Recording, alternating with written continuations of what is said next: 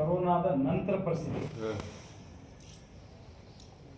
Orchestra ಚಾಲು ಆಯ್ತು ಅಂತ ಇಟ್ಕೊಳ್ಳಿ, ಅಲ್ಲಿ ಭಕ್ತಿಗೀತೆ ಇರಂಗಿಲ್ಲ. ಫಸ್ಟಿಗೆ ಏನೈತಿ ಜನಪದ, ಅದು ಜನಪದ ಅಲ್ಲ, ಅದು ಪರ್ಯಾಯ ಜನಪದ ಅಂದ್ರೆ ಅಶ್ಲೀಲ ಜನಪದವನ್ನ ಇವತ್ತು ಭಾಳ, ಯಾಕಂದ್ರೆ ನಾನು 2 ತಿಂಗಳಿಂದ ನಾನು ಭಾಳ ಓಡಾಡತ್ತೇನೆ. DC ಅವರಿಗೆ, SP ಅವರಿಗೆ, ಸಂಸ್ಕೃತಿ ಇಲಾಖೆ ಒಂದು ಲೆಟರ್ ಕೊಟ್ಟಿವಿ.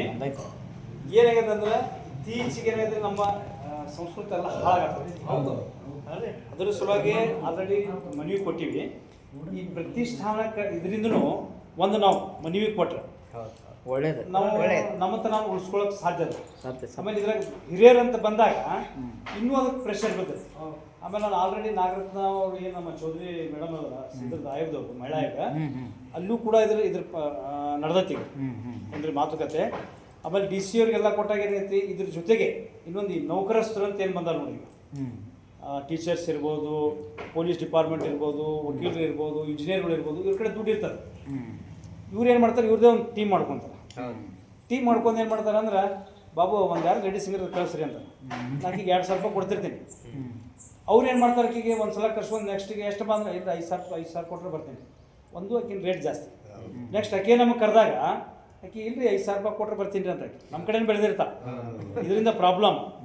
ಮೂರನೇದು ಏನಂದ್ರೆ, ಒರಿಜಿನಲ್ ಕಲಾವಿದರು ಅಂದರೆ ಏನು ಪಂಡಿತ್ ಪುಟ್ಟರಾಜ್ ಗವಾಯಿಗಳ ಒಂದು ಇದರಲ್ಲಿ ಕಲ್ತವರು ಇವತ್ತೆಲ್ಲರೂ ಮನ್ಯಾಗ ಅದಾರ, ಬರೀ ಮೊಬೈಲ್ಗಳು ಓಡಾಡ್ತಾರೆ. ಅದು ಕೂಡ ಯಾಕಾಗತ್ತಂದ್ರೆ, ಸರ್ಕಾರಿ ನೌಕರಸ್ಥರಿಗೆ ಯಾರೂ ರಿಸ್ಟ್ರಿಕ್ಷನ್ಸ್ ಹಾಕಿಲ್ಲ. ಆ್ಯಕ್ಚುಲಿ ಐದು ರೂಲ್ಸ್. ನಾನು ನಿನ್ನೆ ಕನ್ನಡ ಸಂಸ್ಕೃತಿ ಇಲಾಖೆಗೆ ಹೋದಾಗ ಇವರು ಸಹಾಯಕ ನಿರ್ದೇಶಕರು ಕೇಳಿದಾರ, ಸರ್ ಒಂದು ಗೈಡ್ಲೈನ್ ಅದನ್ನು ಏನಪ್ಪ ಅಂದ್ರೆ, ಒಂದು ಕಾರ್ಯಕ್ರಮ ನಾವು ಇದು ಮಾಡ್ತೀವಿ ಪರ್ಮಿಷನ್ ತೊಗೋತೀವಿ ನಾವು ಔಟ್ಡೋರ್ ಏನಾರು ಮಾಡ್ಬೇಕು. ಆ ಪರ್ಮಿಷನ್ ತೊಗೊಂಡಾಗ ಅವ್ರು ಹೇಳ್ತಾರೆ ರಿಸ್ಟ್ರಿಕ್ಷನ್ಸ್ ಹಾಕ್ಬೇಕು. ಇಲ್ಲಿ ಫಸ್ಟು ಕರ್ಸೋರಿ ಮೇನ್ ಜವಾಬ್ದಾರಿ ಕರ್ಸೋರು ನಮ್ಮ ಪ್ರಾಯೋಜಕರು, ನಮ್ಮ ಯಾರು ಕರ್ಸ್ತಾರ ಅವರು. ಎರಡನೇದು ಏನದ ಅಂದ್ರೆ ಕಲಾವಿದರ ತಂಡದ ಮಾಲೀಕ. ಮೂರನೇದು ಸೌಂಡ್ ಸಿಸ್ಟಮ್. ನಾವು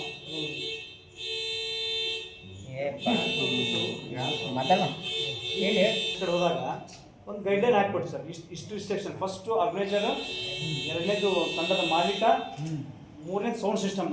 ನಾವೇನು ಯಾವುದೋ ಸೌಂಡ್ ಬುಕ್ ಮಾಡಿದಾಗ ಅವು ಹೋಗಿ ಯಾವುದೋ ಭಕ್ತಿಗೀತೆ ಹಾಕಂಗಿಲ್ಲ. ನಾವು ಫಸ್ಟ್ ಡಿಸೈನ್ ಹಾಕ್ತಾನೆ,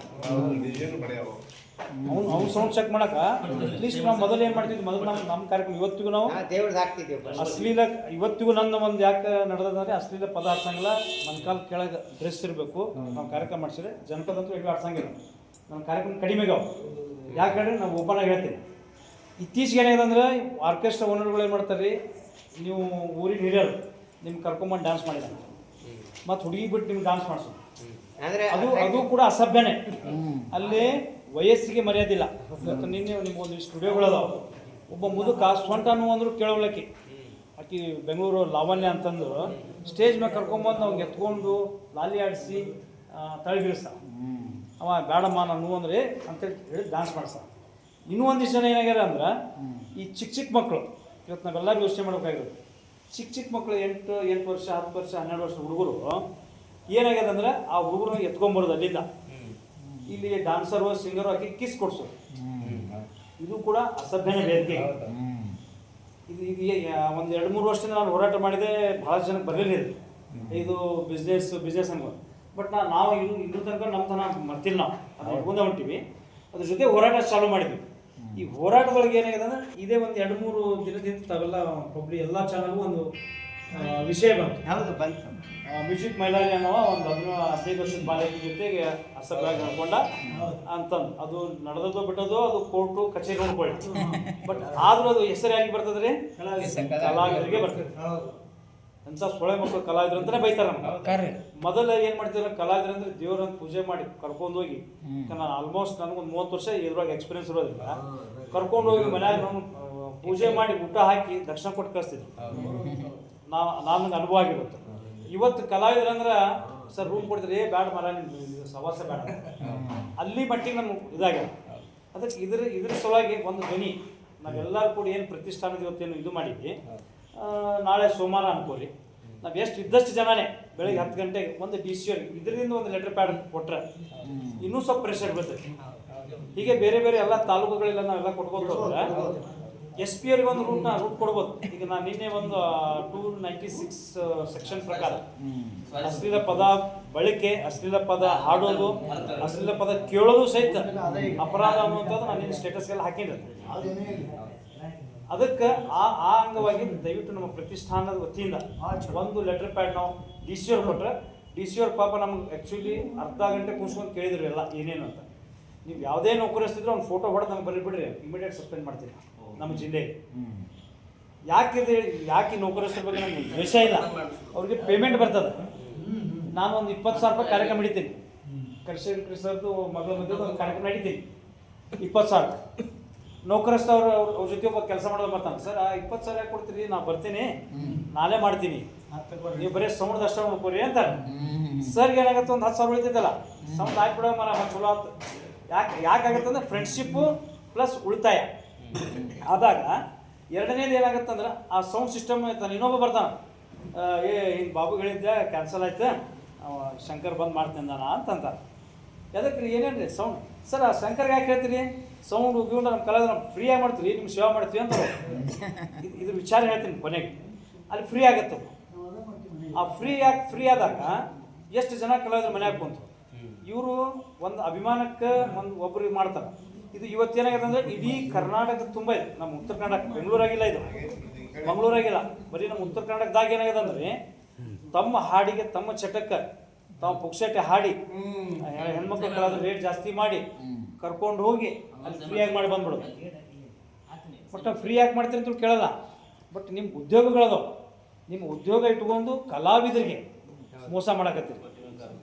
ಈ ಕಲಾವಿದನಿಗೆ ಬೇರೆ ಏನು ಕೆಲಸ ಗೊತ್ತದ ರೀ, ಇವತ್ತು ಕೆಲಸ ಏನೂ ಇಲ್ಲ ಅಂದ್ರೆ ಕುಂದ್ರಬೇಕು ಮನ್ಯಾಗ, ಊಟ ಇಲ್ಲ ಅಂದ್ರೆ ಶುರುಮರಿ ತಿಂದು ಮಕ್ಕೋಬೇಕು, ಯಾರ ಕಡೆ ಕೇಳಕ್ಕೆ ಹೋಗಂಗಿಲ್ಲ, ಎಲ್ಲ ಒಬ್ರಿಬ್ರು ಕೇಳಕ್ಕೆ ಹೋಗ್ಬೋದು. ಇನ್ನು ಉಳಿದವ್ರು ಸ್ವಾಭಿಮಾನಿಗಳು ಕಲಾವಿದರು. ಹಾಗಾಗಿ ಇದ್ರ ಸಲುವಾಗಿ ನಾವು ಸ್ವಲ್ಪ ಧ್ವನಿ ಎತ್ತಿದ್ರೆ, ನೀವು ಹೆಂಗೆ ಬೆಂಗಳೂರಾಗಿರ್ತೀವಿ, ಅದಕ್ಕೆ ನೀವು ಬೆಂಗಳೂರು ಮೈಸೂರೆಲ್ಲ ಒಂದೇ ನಾವು, ಹಂಗಿದ್ದಾಗ ನೀವು ಅಲ್ಲಿಂದ ಸ್ವಲ್ಪ ಪ್ರೆಷರ್ ಹಾಕಿದ್ರೆ, ಯಾಕೆಂದರೆ 296 ಸೆಕ್ಷನ್ ಪ್ರಕಾರ ಇದು ಕಾನೂನು ಜಾರಿ ಆಯ್ತಂದ್ರೆ ಆಟೋಮೆಟಿಕ್ 80% ಇಲ್ಲಿ ನಮ್ಮ ಉತ್ತರ ಕನ್ನಡ ಕಲಾವಿದರು ಡೌನ್ ಆಗ್ತಾರೆ. ಈಗ ನಾನು ಒಂದು ಸಿಂಗರ್ ಕರೆಸ್ತೀನಿ, ಈಗ ನಮ್ಮ ಹಳೆ ಕಲಾವಿದರು ರಟಾಯಿ ಕೇಳ್ಕೊಂಡು ಇದ್ರ ಮಠ ಅಹಂ ಮಠನೂ ಹೇಳ್ತಾರೆ ಅಕ್ಷರಗಳು. ಈಗಿನ ಕಲಾವಿದ್ರು ಏನು ಹೇಳ್ತಾರೆ ಹೇಳ್ರಿ, ಬರೇ ಜನಪದ. ನೀ ಬರದ ಕಾಲಂದ್ರೆ ಹಾಡ್ತೇನೆ ನಾನು, ಬರಂಗಿಲ್ರಿ, ಹೊಡೆದರ ಹೊಡಿಲಿ ಕಡದರ ಕಡಿಲಿ ಅದು ಹಾಡ್ತ ನೋಡ್ರಿ ಅಂತ ಹೆಣ್ಮಕ್ಳು. ಇದನ್ನ ತರೋರು ಯಾರಂದ್ರೆ ಆರ್ಕೆಸ್ಟ್ರಾದ ಮಾಲೀಕರು, ಅಲ್ಲ ಆರ್ಕೆಸ್ಟ್ರಾ ಮಾಲೀಕರು ಹೇಳ್ತೀನಿ ನಾನು ಸರ್. ಆರ್ಕೆಸ್ಟ್ರಾ ಮಾಲೀಕರಿಗೆ ರಿಸ್ಟ್ರಿಕ್ಷನ್ಸ್ ಹಾಕ್ಬೇಕು. ನೀವು ಹೇಳೋದು ಸತ್ಯನೇ. ಆರ್ಕೆಸ್ಟ್ರಾ ಮಾಲೀಕರಿಗೆ ರಿಸ್ಟ್ರಿಕ್ಷನ್ಸ್ ಹಾಕ್ಬೇಕು. ಇದು ಒಂದು ದಯವಿಟ್ಟು ಇದು ಒಂದು ನಾವು ಮಾಡಿದ್ರೆ 100% ಸಕ್ಸಸ್ ಆಗ್ತದೆ. ಈಗ ಇದನ್ನ DC ಮನವಿ ಕೊಡೋಣ, ಹಂಗೆ ಹೇಳ್ತೇನೆ. ಇದೇ ಮನವಿಯನ್ನ ನಮ್ಮ ಲೆಟರ್ ಹಾಕಿದೊಳಗ ಟೈಪ್ ಮಾಡ್ಸೋದು, DC ಒಂದು ಮನವಿ ಕೊಡೋಣ, SP ಒಂದು ಮನವಿ ಕೊಡೋಣ. ಒಂದು ಮನವಿ ಅಂದ್ರೆ ಇಲ್ಲೇ ಮಿನಿಸ್ಟರ್ ಬಂದಿರ್ತಾರೆ, ಶನಿವಾರ ನಾ ಕೇಳ್ಕೊಂತೇನೆ, ನಮ್ಮ ಕನ್ನಡ ಸಂಸ್ಕೃತಿ ಮಂತ್ರಿ ಇಲ್ಕನಿಗೆ ಬರ್ತಾರ, ಯಾವಾಗ ಬರ್ತಿರ್ತಾರೆ, ಒಂದು 10-15 ಮಂದಿ ಹೋಗಿರ್ತಾರೆ, ಬರ್ತಾರ. ಜನಪದ ಗೀತೆಗಳನ್ನ ಹಾಡೋದು ಬಂದ್ ಮಾಡಲ್ಲ.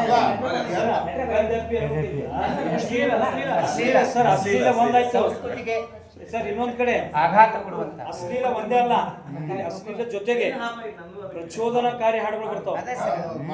ಅಶ್ಲೀಲ ಬಿಟ್ಟು ಪ್ರಚೋದನ ಮತ್ತೆ ಬೇರೆ, ಧರ್ಮ ವಿರೋಧ ಅಲ್ಲಿ ಪ್ರಚೋದನ, ಆಮೇಲೆ ಪ್ರಚೋದನಕಾರಿ ಮತ್ತು ಅಶ್ಲೀಲ ಎಲ್ಲ ಪದಗಳು ಆಲ್ರೆಡಿ ನೋಡ್ರಿ, ಇದು 11ನೇ ತಾರೀಕು 3ನೇ ತಿಂಗಳು 11ನೇ ತಾರೀಕು ಕೊಟ್ಟಿನ ಇದಕ್ಕೆ ನಡೆದ ಒಂದು ಲೆಟರ್ಲಿ ಏನು ಕೆಲಸ ಆಗಂಗಿಲ್ಲ ಎಲ್ಲ. ಈಗ ಇದರಿಂದ ಆಯ್ತು, ಮತ್ತೊಂದಿಷ್ಟು ನಮ್ಮ ಕಲಾವಿದರ ಸಂಘಟನೆಗಳು, ಕಲಾವಿದರು ಯಾರ್ಯಾರು ಸಂಘ ಸಂಸ್ಥೆಗಳು ಮಾಡ್ಬೋದ, ಒಂದೊಂದು ಲೆಟರ್ ಹೋದ್ರೆ ಪ್ರೆಷರ್ ಜಾಸ್ತಿ ಬೀಳ್ತೈತಿ. ಅದಕ್ಕೆ ಇದಕ್ಕೆ ಕಡಿವಾಣ ಹಾಕಕ್ಕೆ ದಯವಿಟ್ಟು ಎಲ್ಲರೂ ಸಪೋರ್ಟ್ ಮಾಡಿ.